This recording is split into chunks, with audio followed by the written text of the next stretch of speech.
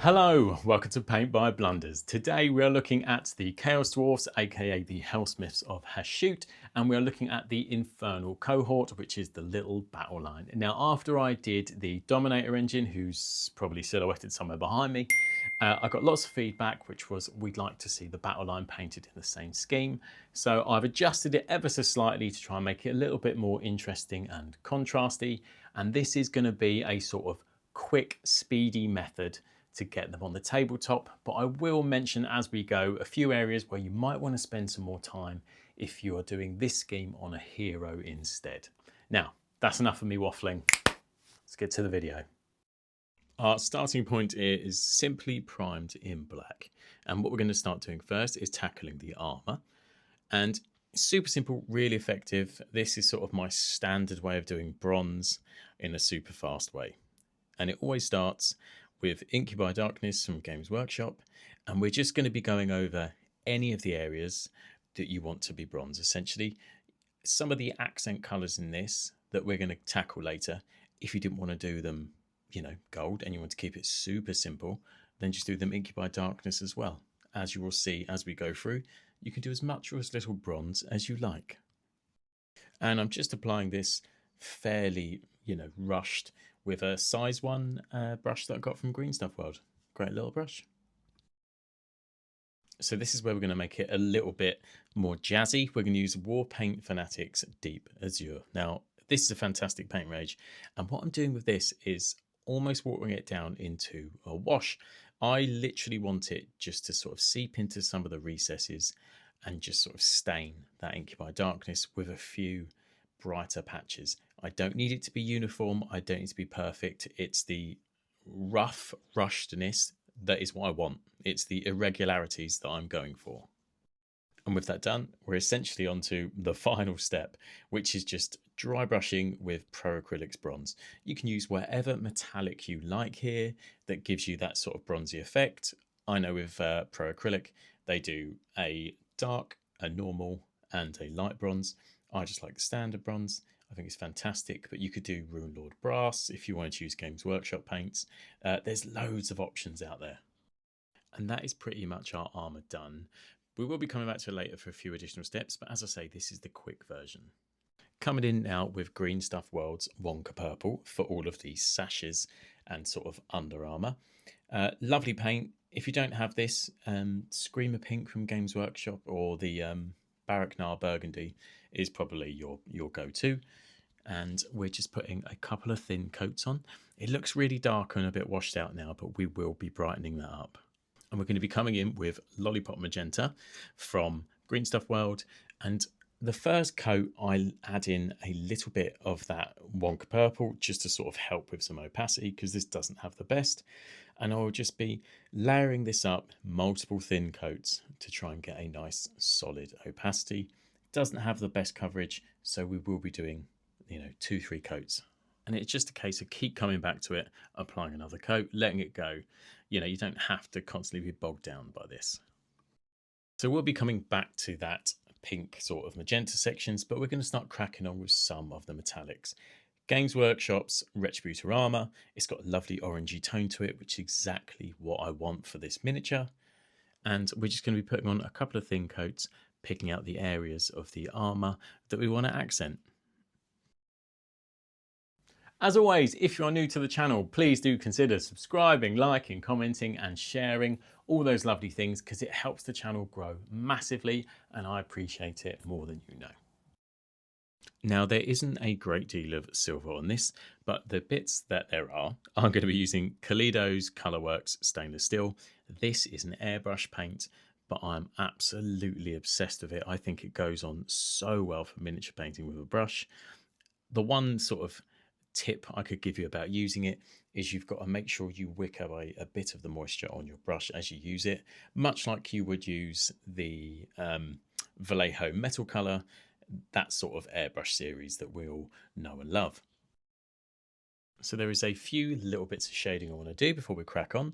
Reekland Flesh Shade from Games Workshop for the gold. I love how it tints Retributor Armour, and it is such a joy. I love it. I do this little recipe all the time. It's nothing special. It's just a Games Workshop recipe essentially. So for our cloth sections, Doomfire Magenta, Druchii Violet, and some sort of contrast medium. A little bit of spice if you want is to add a little bit of matte medium, because I'm not a massive fan of how satin contrast paints are. So I add a little bit of matte medium to hopefully try and negate that. And I thin this down like equal parts, as I say, like a Negroni. Perfect. And I'm just covering all of it, and I'm trying to use it as a way to just blend some of those layers together. So for the super quick battle ready version, I'm using Striking Scorpion, thin down with medium, halfway, and I'm going to almost use it as a glaze. I'm going to start halfway up the sword and drag it down to the hilt, and then pull my brush off so that the biggest, dollop of contrast paint is left at the hilt, and that should add a nice little gradient. Not perfect, but it's a cool little effect that we can use for our Battleline miniatures, just to get them on the table quicker and make them look interesting. So I'm also going to start basing up our gems, or anything that we want to be really bright, where we use our contrast paint. So I'm going to start blocking out the face and his like tusks or big teeth that these fellas have. But yeah, I'm going to just base them out in white so that it's a good base for me to use contrast on top.